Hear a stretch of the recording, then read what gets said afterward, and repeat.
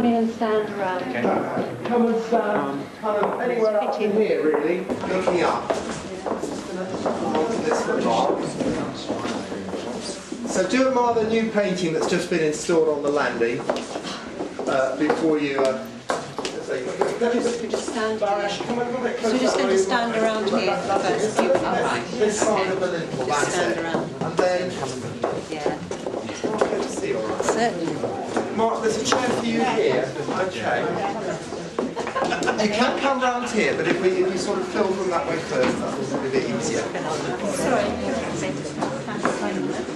You all will have a different perspective. Absolutely.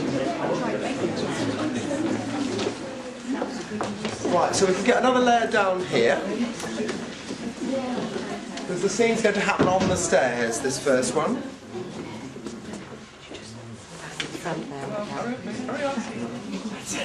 Hurry up and we can shut the door. There we are, shut the door, that's good. Now we can, you can fill this up with the audience. Yes, you can the cast will move through. Right. Alright? Okay. Well, they won't hurt you. So if I can just come to there.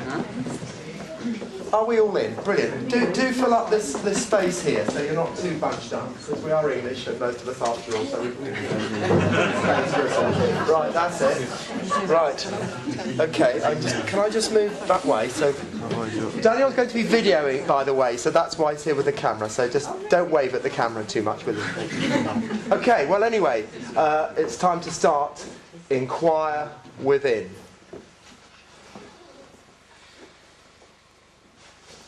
Even when a house is let for the last time, it's never empty.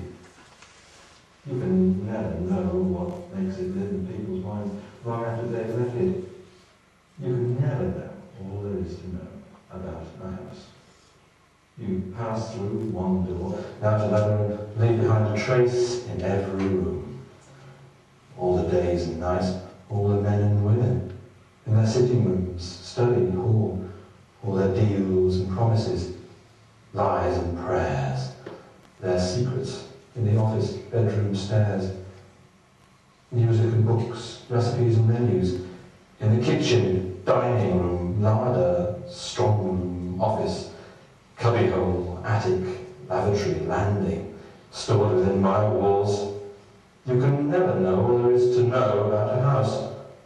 Under the floorboards, dust. Behind the skirting boards, dust. In the fireplace, ash. Under the floorboards, toothbrushes. Behind the wall, a charcoal pencil. Under the step, seed, key, hinge, fragment. Words waiting for your inquiring minds. Waiting to come to life. Someone is coming down the stairs. Someone is lost and out of her time. She has been left behind. Someone has been left behind. Someone is lost or out of her time. She has been left behind. She's following in the footsteps of... In the footsteps of... Oh, did someone call my name? Strange. It's changed. I was told I could get my new ration book here. Excuse me, this is the council office, isn't it? I need to get a ration book. But it's so different. Last time I was here, everyone leaving. The end of an era. I remember the orderly tramp, feet, on these stairs. Yes. And the hasty darting leaps of a few. Don't run down the stairs, Barbara Burrows! You are not a boy climbing trees! Well, it was a school for young ladies. I had to do what the parents wanted, wished for, didn't I? It's almost as though some of the girls are still here somewhere. A reunion, perhaps. One of you?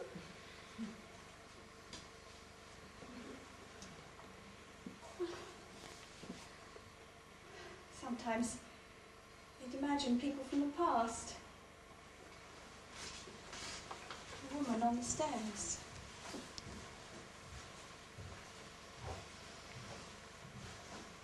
Castleman, they'd say it was. Edward's wife. Grieving for her lost child.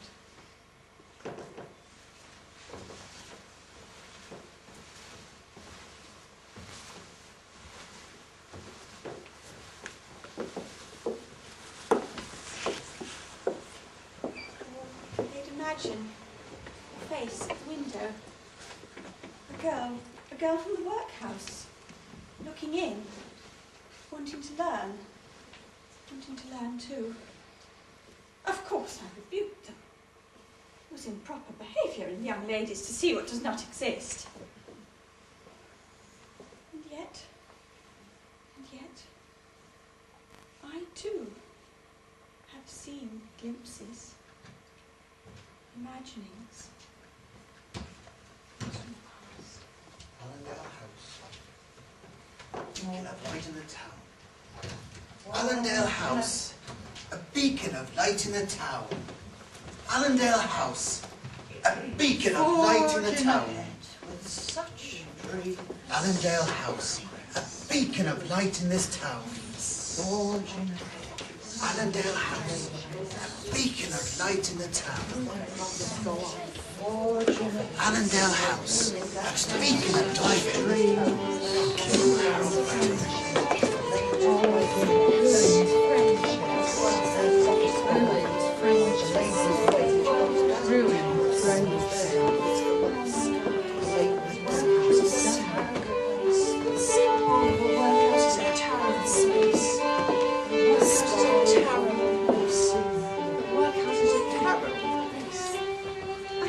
I'm sure someone called Miss Fennell.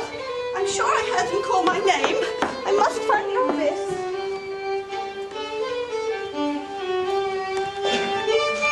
Do come on in, ladies and gentlemen.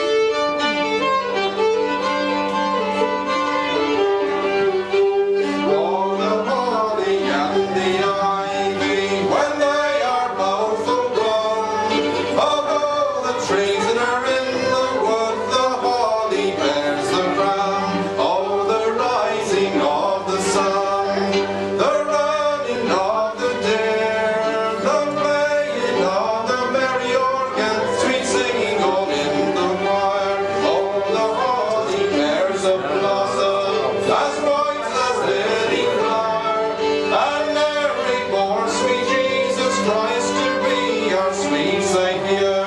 Oh, the rising of the sun, the running of the deer, the playing of the merry organ, sweet singing all in the choir. Oh, the holly bears a berry as red as any blood, and Mary bore sweet Jesus Christ to do poor sinners good. Oh, the rising of the sun, the running of the deer, the playing of the merry organ, sweet singing all in the choir. Oh, the holly bears a thorn as sharp as any thorn, and Mary bore sweet Jesus Christ on Christmas Day in the morn. And the rising of the sun, the running of the deer, the playing of the merry organ, sweet singing all in the choir. Oh, the rising of the sun, the running of the deer, the playing of the merry organ, sweet singing all in the choir. Thank you.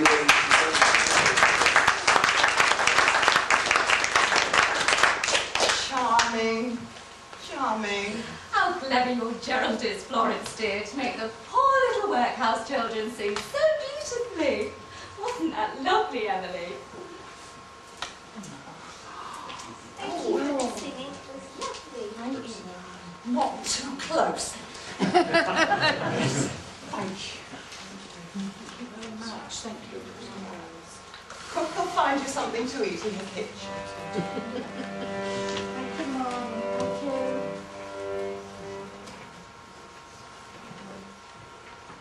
Good evening, ladies and gentlemen. I am William Castleman, formerly steward to two great Wimborne families, the Hannons of Dean Court and the Bankses of Kingston Lacey. I'm also father to Edward, Charles and Henry, tonight with his own parishioners in Christchurch.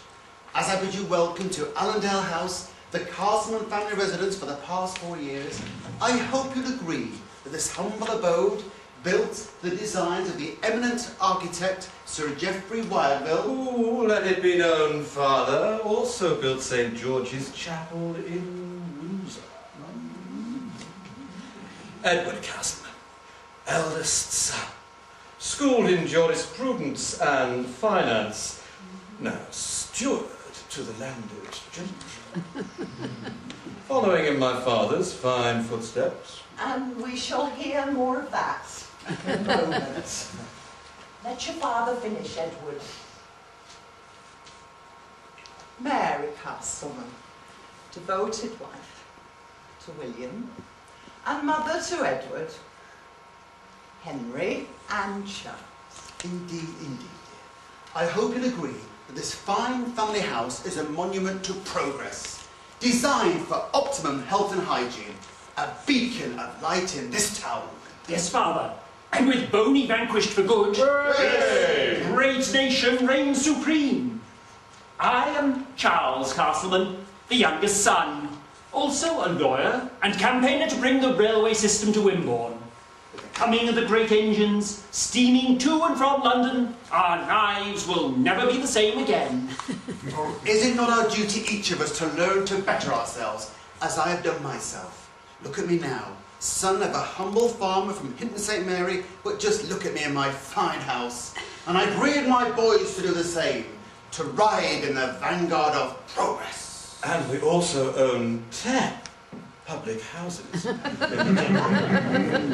I'm not sure how much of interest the inns of the town are to the good ladies and gentlemen. Mother, Wimborne's prosperity is built as much upon its populace's love of fine ales and wines as it is on any other product. And for that, we must thank my grandfather, Isaac Gulliver, Anne Castleman, wife to Edward, née Friar. Remember, Edward, Anne's father ended his days as churchwarden of the Minster, and a fine, upstanding gentleman. But enough talk of alehouses. What will our guests think of us? My husband has a fine record as an upstanding member of the community, and he has always done his duty as a Christian to ensure that the good people of Wimborne do not fall into the ways of drunkenness and debauchery. Tell them about the deanery court, William. Scandal on the Sabbath. Oh yes, as steward to Deanery Court, I once had to reprimand a certain young gentleman of high rank who was discovered in the Minster graveyard in a state of intoxication. When he should have been in church, setting a fine example to all his tenants. And damn it, if it ain't Sir Michael Hannum himself. And you sure went gunning for him, didn't you, Pa? Well, he contravened the laws of the Deanery Court, laws made by his own family. Of course I sorted it out. He served his sentence, he learned his lesson. That's the sort of man I am. Well, don't we have anything against a little tipple now and again, eh, Governor? God sent us the grape and the apple, as well as the hops. Let us not forget the good book and its laws. And indeed, why we let our other son, Henry, take the cloth, and him with his own parish in Christchurch, and still in his 20s. Very devout is our Henry. Just a deuced shame about his backward-looking idea. Edward, I will not let you speak about your dear brother Henry like this in public. Mother, the man's a fool! Edward, have you been at the brandy again? Edward's right, Father. He's no understanding of progress. Charles, I will not have a repeat of this nonsense. Do you want to send me to an early grave? Do as your good mother says, boys. Besides, Henry has a wonderful voice on him, the best tenor for miles around. Like an angel. The rector at the Minster used to say. But let us change the subject, dear. Tell them about your important work at Kingston Lace. I could tell you a few tales about the other fine house in Wimborne, Mr. William John Banks himself. Although he's not been on these shores for some time now. Aiding the Duke of Wellington in the Peninsular War. Yes, he sends us all these bits of stone from Egypt. Cataracts and that. Caryatids, Father. That's what I said.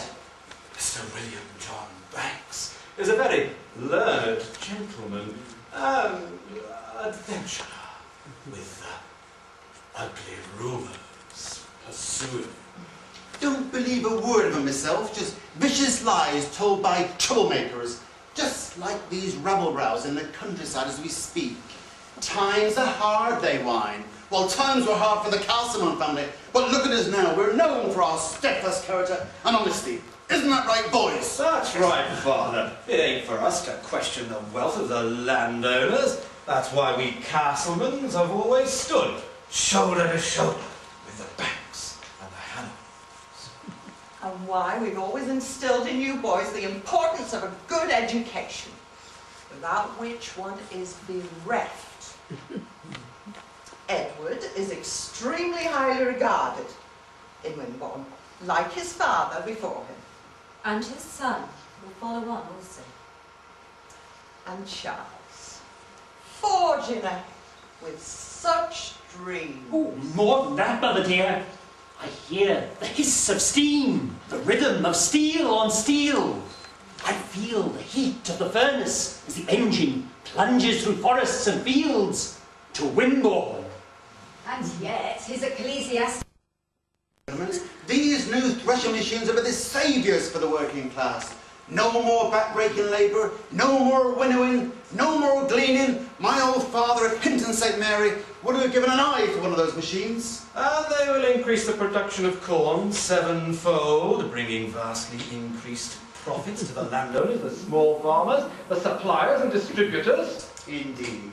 This is a very good time for the upstanding residents of Wimborne Minster.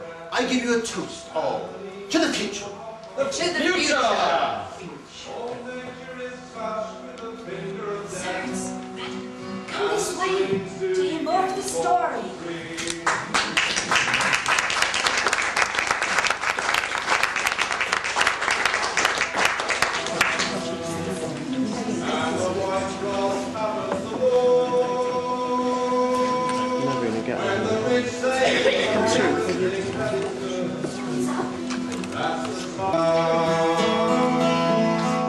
When green things are withered and gone out of sight,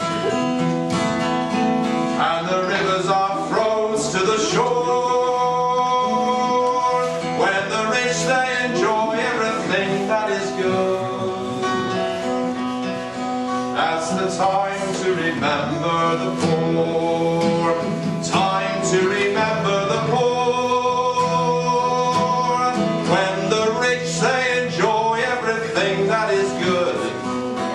The time to remember the poor.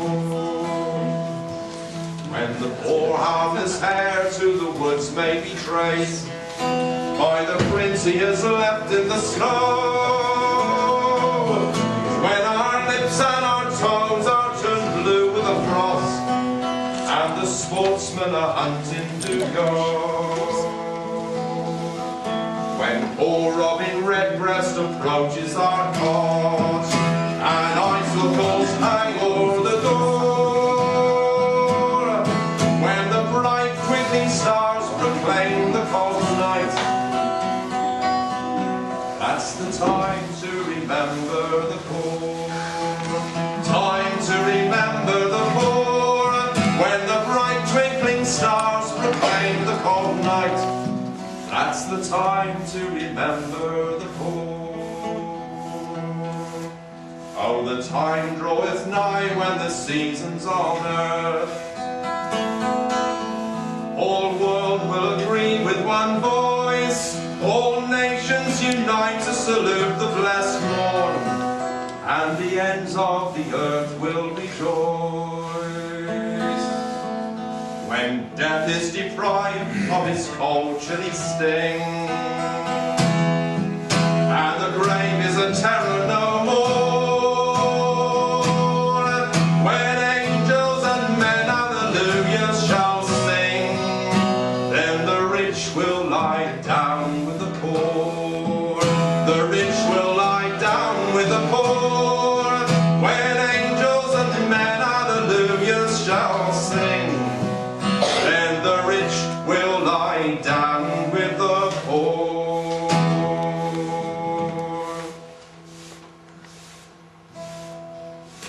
Fine upstanding. Residents of Wimborne. Did you hear what the master said? Fine time for the poor. Listen.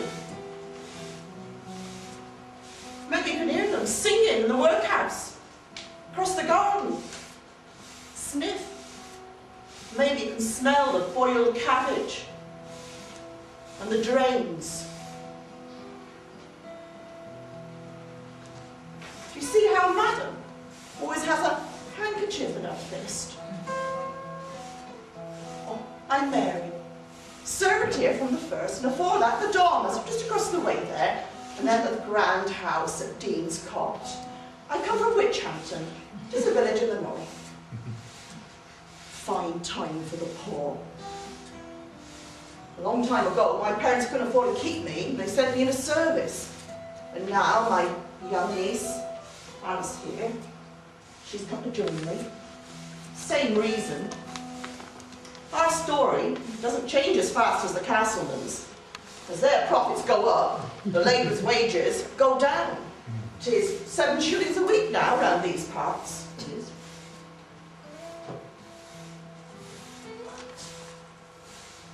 There's a stir in the air tonight, as the poor step out of their hovels. Listen, like a herd of stallions, sparks flying from their hooves. At last they've come, the men from the north, from Hanley. And Amos, my nephew, he carries a very important letter. They've stopped at the workhouse to visit Emma and Cousin Francis before coming here. This is not the first fine house they'll be visiting, and nor will it be the last.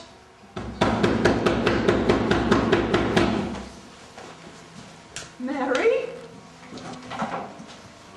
What is that dreadful noise? Why, Madge, it's only the mummers come to do their play, St. George and the Dragon. Every year we let them into play. We give them charity. And Christmas cheer. Quaint old country customs.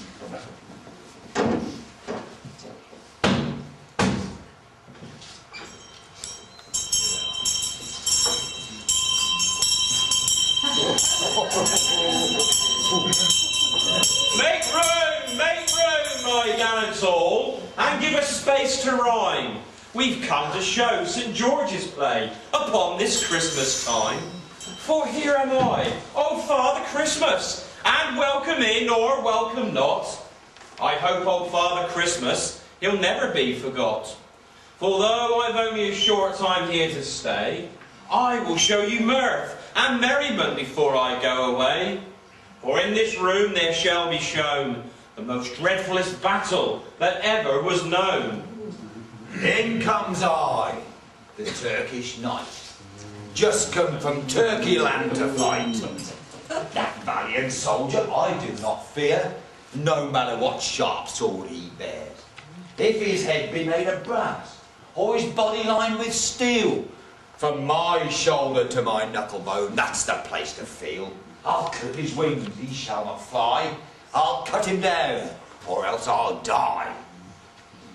So, I came here to fight St. George, that noble man of courage bold.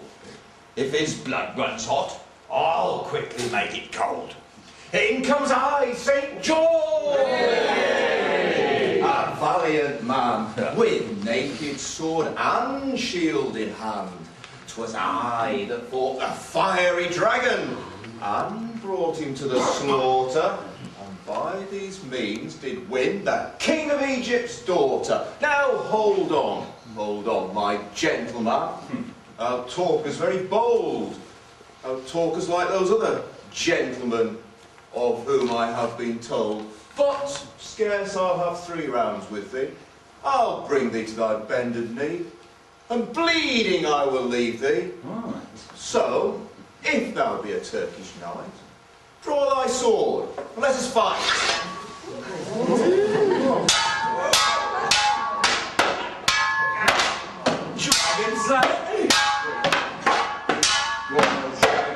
Listen.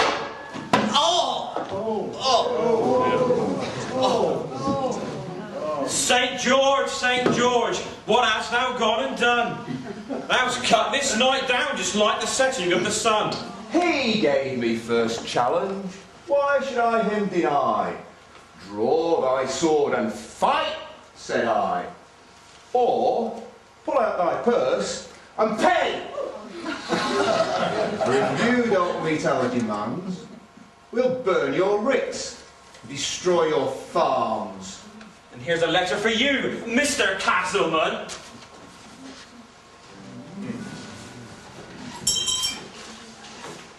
What's it say, Edward?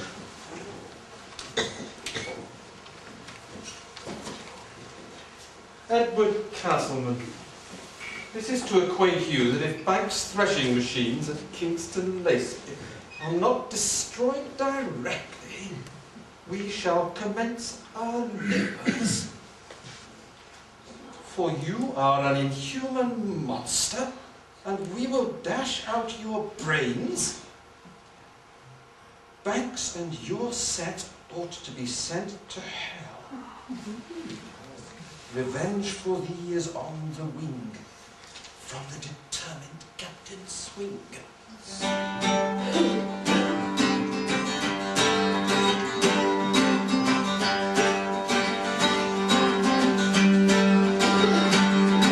The sun's gone down, the shutters drawn, the curfew bell is tolled, the foxes lurking round the farm, the barn owl's wings unfold in the candlelight. Tonight you might hear to your alarm the midnight band of Captain Swing as he rides from farm to farm. All over Dorset the flames are leaping high. All the ricks are burning, the news of course Captain Swing high. All over Dorset the flames are leaping high. All the ricks are burning, the news of course Captain Swing high.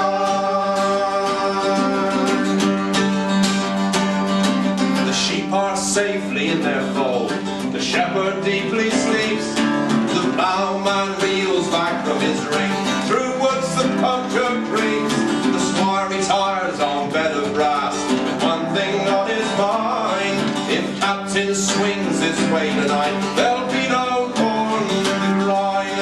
All over Dorset the flames are leaping high. Oh, the ricks are burning, the news of course Captain Swing high. All over Dorset the flames are leaping high. Oh, the ricks are burning, the news of course Captain Swing high.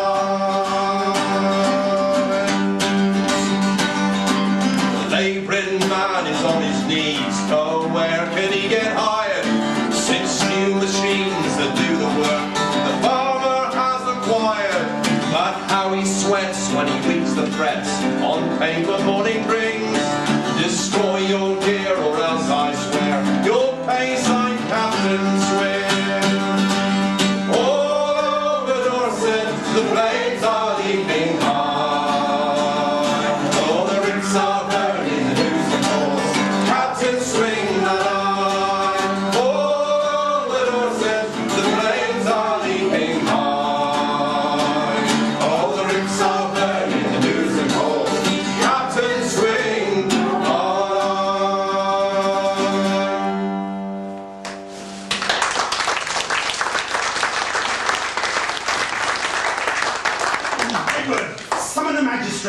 Yes, Father. Damnable blackguards. Ignorance is what holds men in servitude.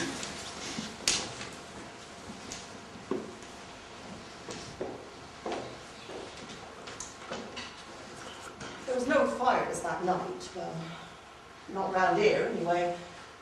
But the dragoons from Dorchester came and gave chase, and they rounded up the ringleaders and sent them across to Van Diemen's Land, to the side of the world. But the Grim Reaper did make his presence felt at Allendale House that night.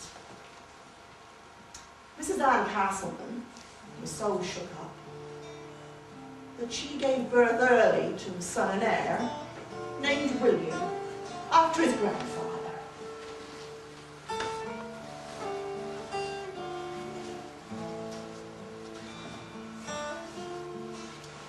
But he were a sickly infant.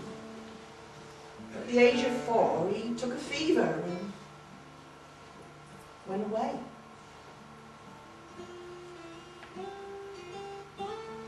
Fair broke his grandparents' hearts, so they say.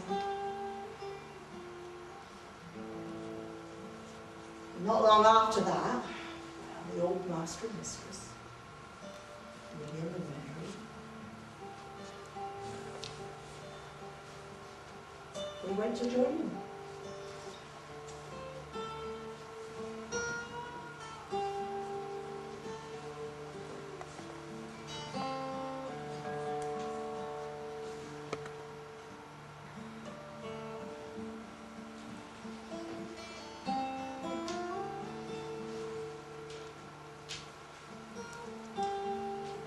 That, 8 years of the first Hanley torches, making that visit to Allendale House on that December night.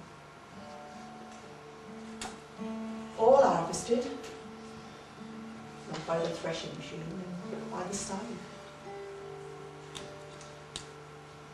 After that, it was all very different. Anne Castleman, she rarely smiled.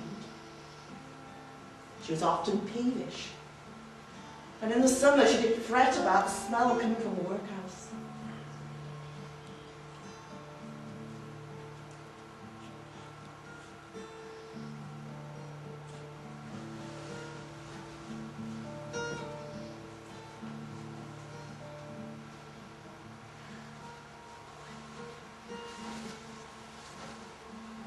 Beware the neighbourhood of graveyards and of factories giving off unhealthy vapours.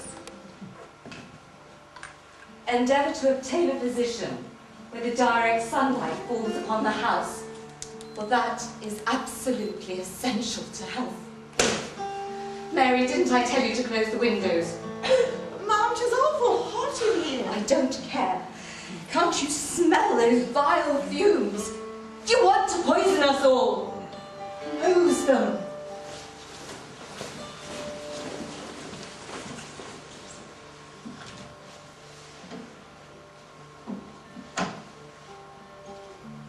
A year later, Anne Castleman gave birth to a little girl.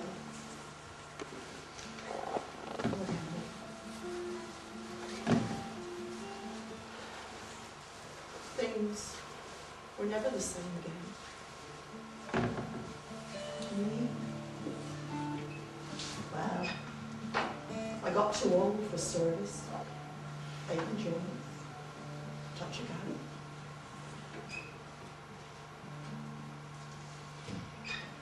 I didn't have father go to the workhouse. There were plenty more to take my place here in Allendale House.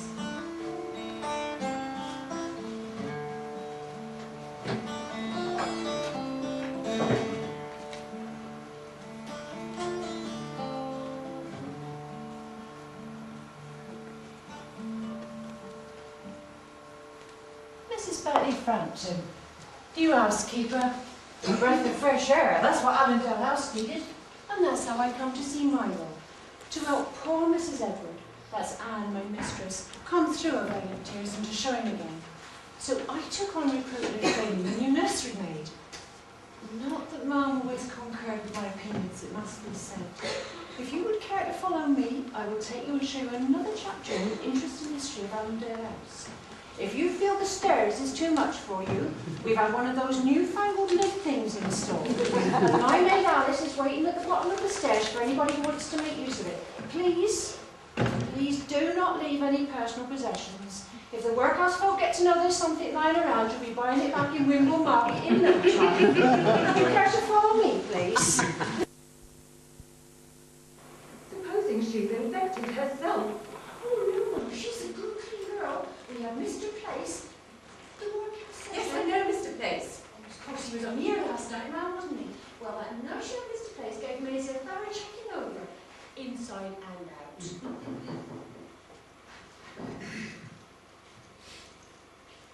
Excuse me, Mum. Mrs. Rowe is here to see you. Shall I show her in? No. I cannot see her now. But with respect, Mum, she seems very worried, Mum. I know that you feel, but Mrs. Rowe does not. Oh, I see. I think, Mum. Go and bring her in. What are you standing about for, Mrs. Brampton? By now the nursery maid will be gossiping with the inmates of the workhouse, probably encouraging them to breathe their noxious germs over baby Eden. Oh, no, Mum, she wouldn't do that. Not after all my instruction. But never you fear, I'm on my way to sort the matter out. Oh, Alan there, shall I see if Miss Eden's finished her music? So very well.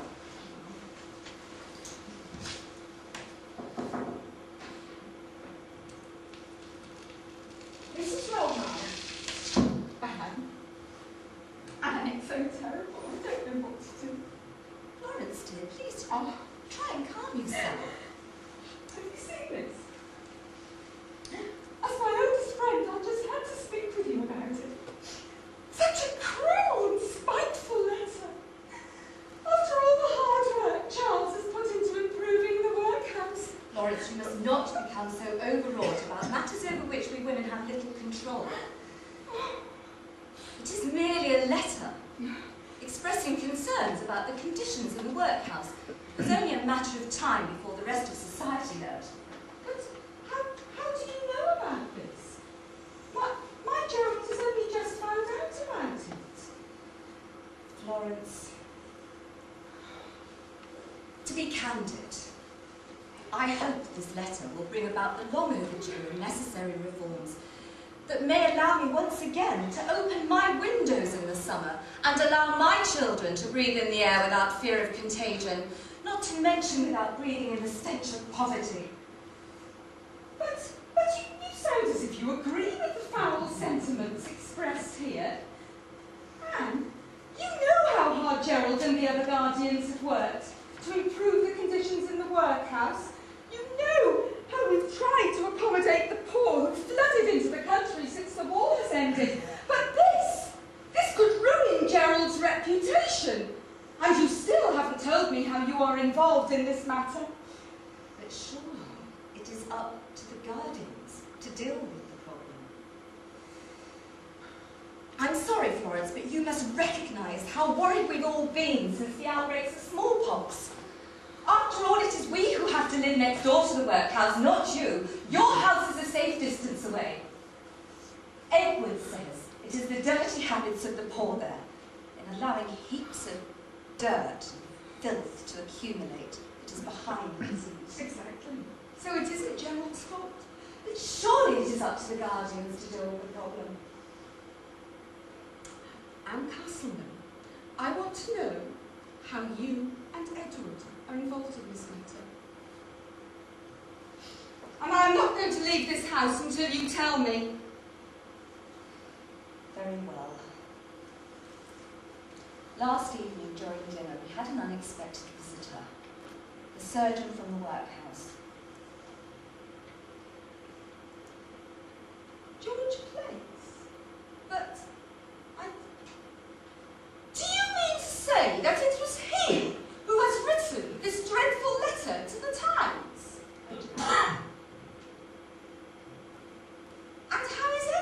involved in it? Edward has agreed to be Mr. Place's legal advisor in case of any action against him in response to the letter. But Mr. Place is afraid that the guardians will cry liable in order to protect themselves. And so I should think. Why the wily, treacherous upstart? How could he think of betraying our friendship by agreeing to help this monstrous man? Florence, we have already lost a son and heir through sickness. We do not wish to lose our daughters too. And you dare to blame Gerald for a tragic act of God? No, Anne.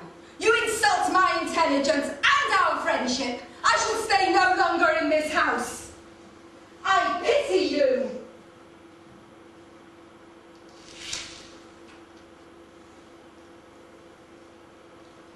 The poor mistress. A little boy gone, and now her best friend. I did my best to console her in her hour of need, but nothing I seemed to say made any difference. That's progress for you. Come on, man. You should go and have a little rest now. Who are the maids to change the bed? Trying to outdo his brother, nobody thought he could surpass Master Edward apart from myself. I always had faith in him, and of course I was eventually proved right. Such a commotion he caused, or rather, no commotion. Such celebrations! Of course the mistress was still a little further. I'm sure that explains why she was less happy than most. But for Master Charles, well, his dream really did come true. In 1841 I put me corduroy bridges on, to work upon the railway. Fiddle yori yori yay, fiddle yori yori yay, fiddle yori yori yay, working on the railway. Fiddle yori yori yay, fiddle yori yori yay, fiddle yori yori yay, working on the railway. In 1842 I left the old world for the new, to work upon the railway. Fiddle yori yori yay, fiddle yori yori yay, fiddle yori yori yay, working on the railway. Fiddle yori yori yay, fiddle yori yori yay, fiddle yori yori yay, working on the railway. In 1843, then I met sweet Betty McGee, a lovely wife she made to me, working on the railway. Fiddle yori yori yay, fiddle yori yori yay, fiddle yori yori yay, working on the railway. Fiddle yori yori yay, fiddle yori yori yay, fiddle yori yori yay, working on the railway. Fiddle yori yori yay, fiddle yori yori yay, fiddle yori yori yay, working on the railway. Emily Castleman, a little older now, impressionable, exciting. I can still see the strength in the distance from her. Look, Edith. Edith Castleman, age 12, a little shy. Yes, I see it too. Such an exciting day. I loved it all. The bush whooshing with the trains. All the crowds in their finest attire, cheering and shouting. And Uncle Charles so proud of his new cake. I even loved the smell of the fumes. Oh, Miss Emily, I don't know how you can say that. What on earth would your Uncle Henry say about that? Where can they be? They were supposed to be here 2 hours ago. I'm sure they'll be here soon, Mum. The champagne will be warm. Don't fret, Mama. It's only wrong a headache. I'll see if there's some more, shall I, Mum? Well, they're on their way, Mum. Hooray! Oh, Martha, fetch some more ice for the champagne, will you? You know what,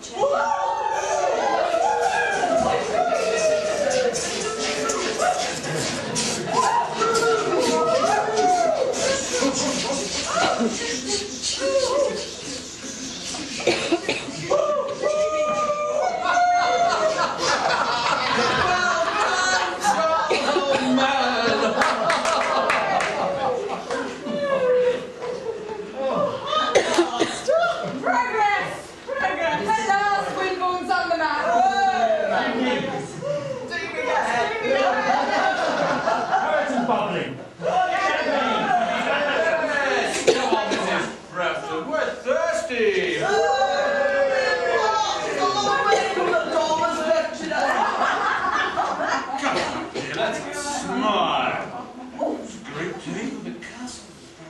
And Annandale House. And Wimborne! To the Castleman Corkscrew! To my brother, Charles Castleman! Without whose vision and perspicacity, sheer bloody mind, never happened. Because, you know, he always... Get on with it, Eddie. He always was an old world. To Charles! Well done, Uncle Charles. Champagne stay warm. Mrs. Castleman, it was a sin. Wouldn't thought she could have managed to serve chilled champagne. Bother with the canapes, old chap. Think they got them from the workhouse. Look at Master Charles. What a gent. Fancy all them almighty folk in their caps. Mom don't look none too happy neither. As per usual. Come on, Charles, give your speech again. Do it for her! I was present, dear, if you recall, before I had to return to prepare for the reception. Do it for us, Uncle Charles. Oh, well, if you insist. You're supposed to be a young lady. Come on, Charlie.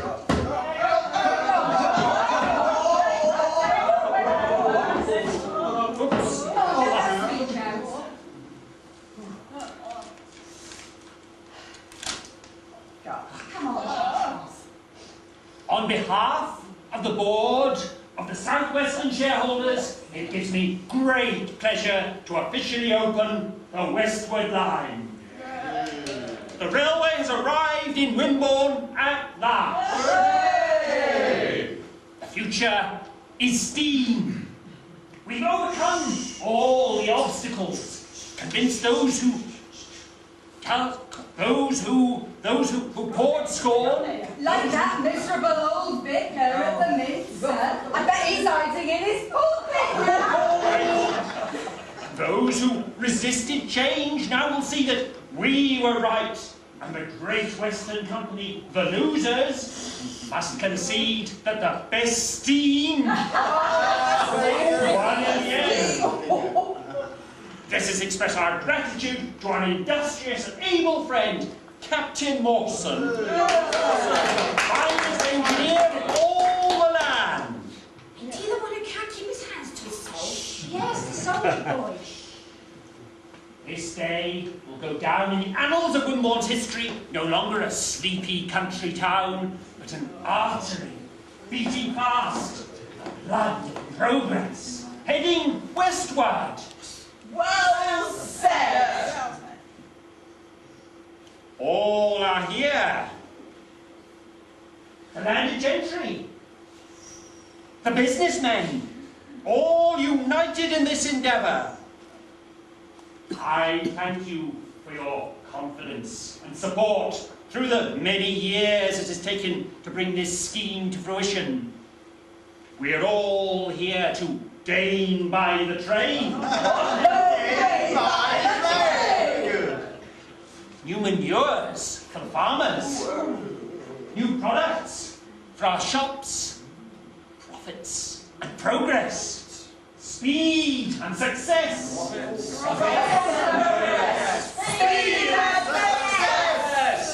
Remember, my friends, only 4 hours to London. 4 hours to London. London to Winchester. Winchester to Southampton. Southampton to West Moors. West Moors to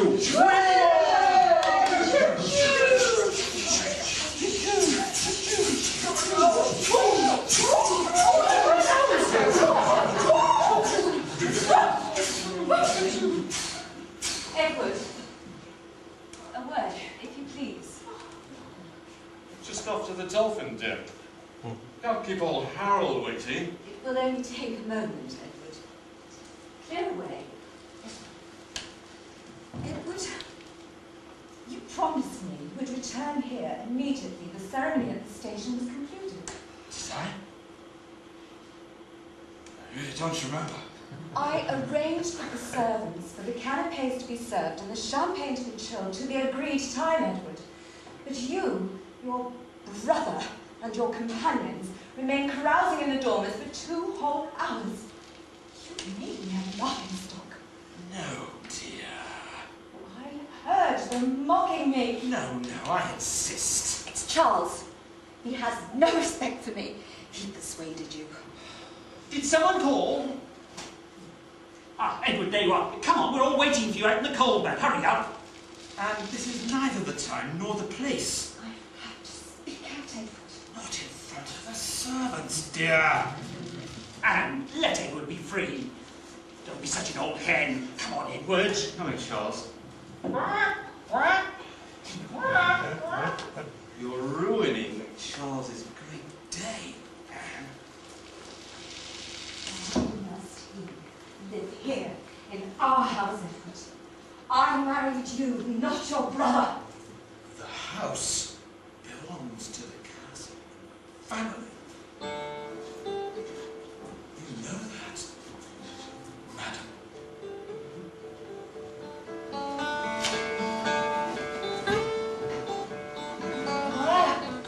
Did you ever hear such a to-do? And what a way to speak to Master Charles, too, on a special day. Well, I keep thinking about all those eerie whistling noises we heard. Like a monster, the Reverend said. And the sky was all black with smoke. Well, I don't know what there's to be so excited about. Ain't for the likes of us, is it? Reverend says it ain't healthy to be travelling at such speed. It's not natural. Nor is slaving away for the likes of the Castlemans all day, but we do it just the same. Oh, you watch your mouth, Martha Stone, you do. You're lucky to have a position here at all, my girl. And I'm ever so grateful. Oh. And the smell. Like all that dirty soot that fell on me as I was cleaning out the chimney last week. Nonsense. It's progress, isn't it? You can't stop progress. Myself, I can't wait to travel up to London. To the theatre, maybe. Just imagine. Now, who's going to join me with a glass of champagne? Make sure there's no one around.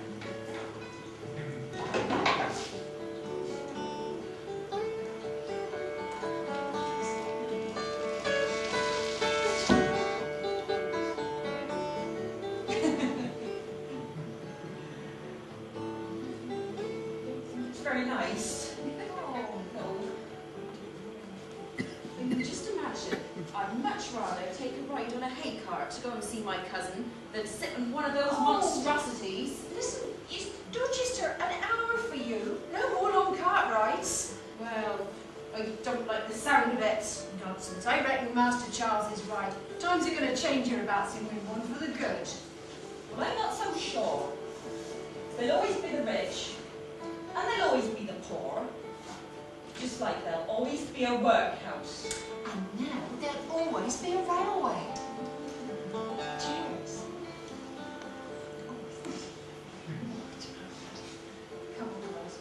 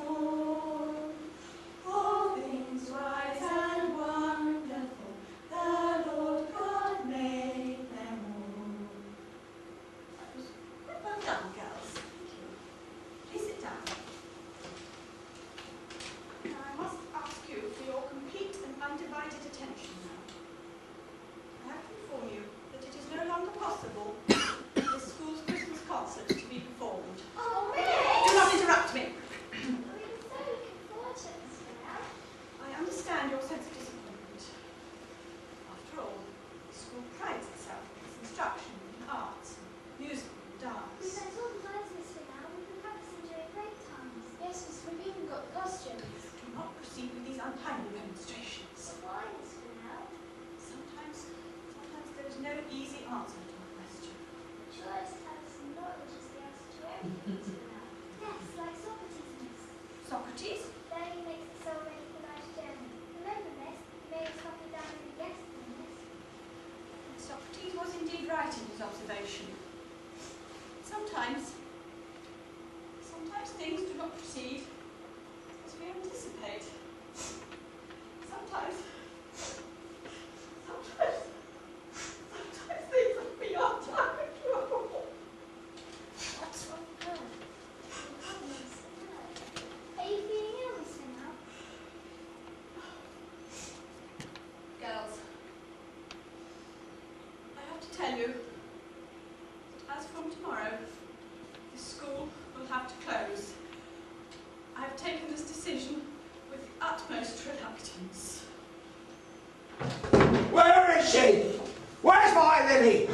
I won't have her in this cesspit a moment longer. Yes! It's a disgrace. You take our money hand over fist and you can't even keep the place clean. Diphtheria! It's disgusting. I'll tell you what. It's a joke. Only I'm not laughing. And nor are all the other parents waiting downstairs to have a word with you, Miss Fennell. I didn't know what to say. I was unused to his tone. This was a school for my years. Now make no mistake about this. I want every penny back. Every penny. And I shall be advising everybody else to do the same. It's disgusting. Now tell me where my Lily is, and I'm out of here because I don't want to catch any diseases. Gah! Diphtheria. Upstairs, the sanitarium is full, overlooking the minster. I had no choice. The inspectors arrived, and I had to close. I was ruined.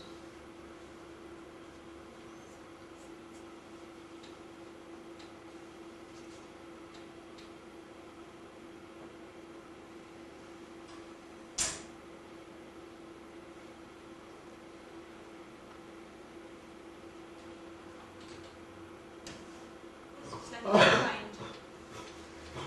Enquire within upon everything. I love learning, and I wanted others to love it too. Here in Allendale House, I tried my best.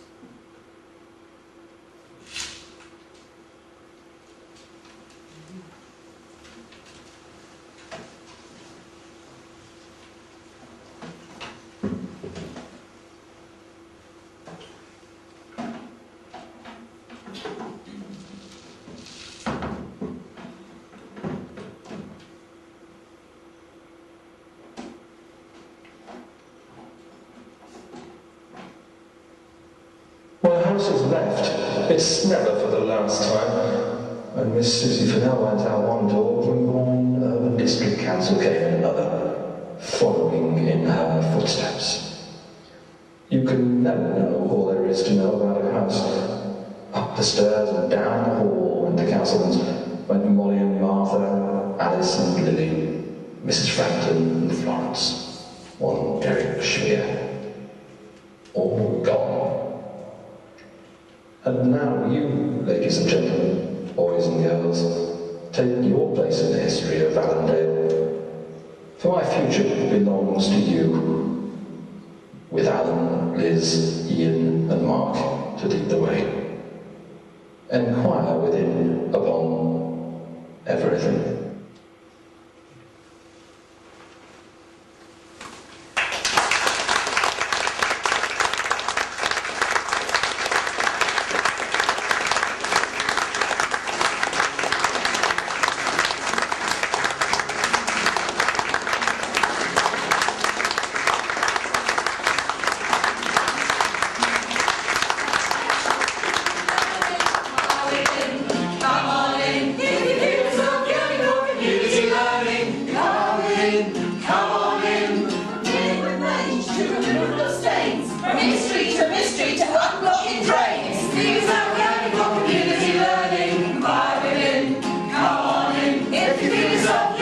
Community learning.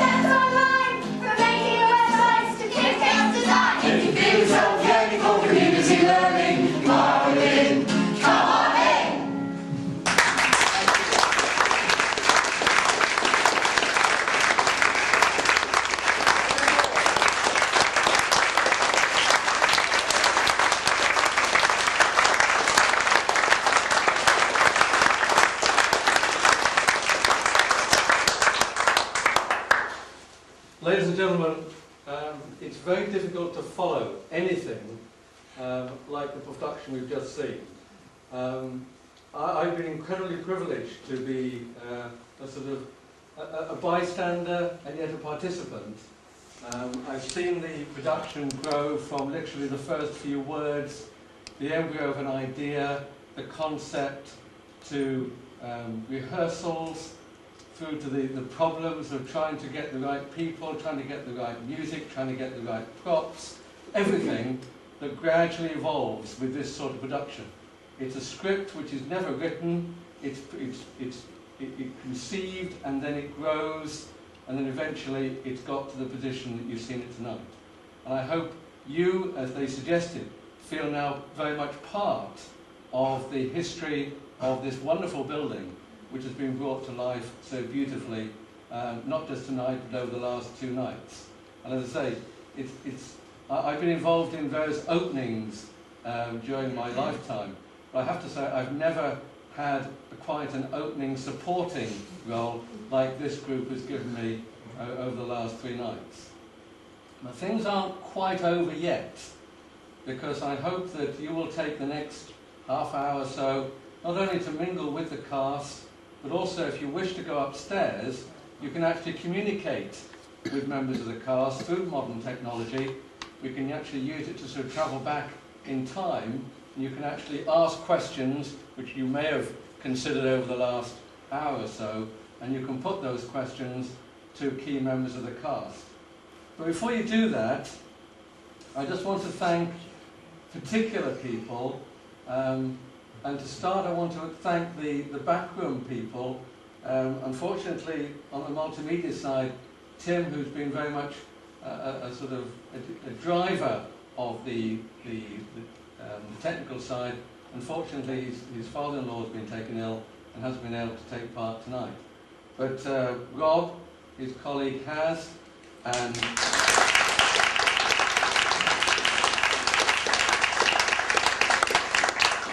and Val Hall,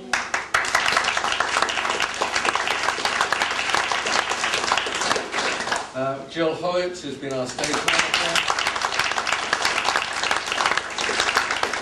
But last, but I can assure you, no means not least, Tony Hoyt. You've given him 1 round of applause for his participation. But Tony, well, I mean, his responsibility, his creative talent is really quite unbounded.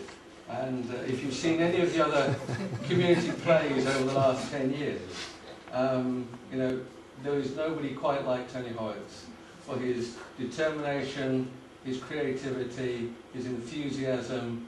Well, I mean, his talent is quite extraordinary. So please, 1 big round of applause.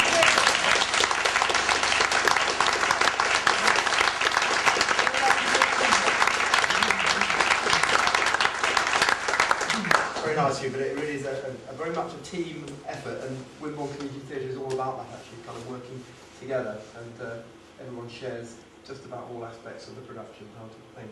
And we're always keen to have new members of all ages, so it'd be great to hear from you. Okay, and the last little bit, partly because our production is funded by the lottery and also local authority funding, we are asking you, if you would, just to complete a very, very simple sort of evaluation, questionnaire, assessment, whatever you like to call it.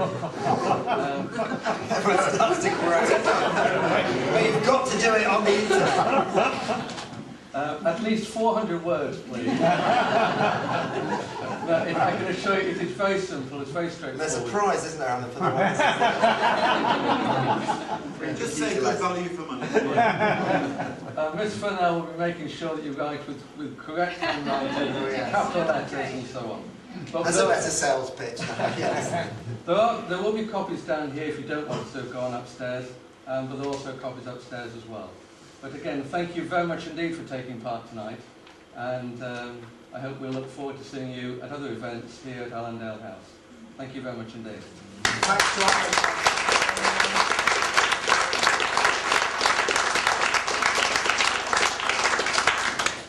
here.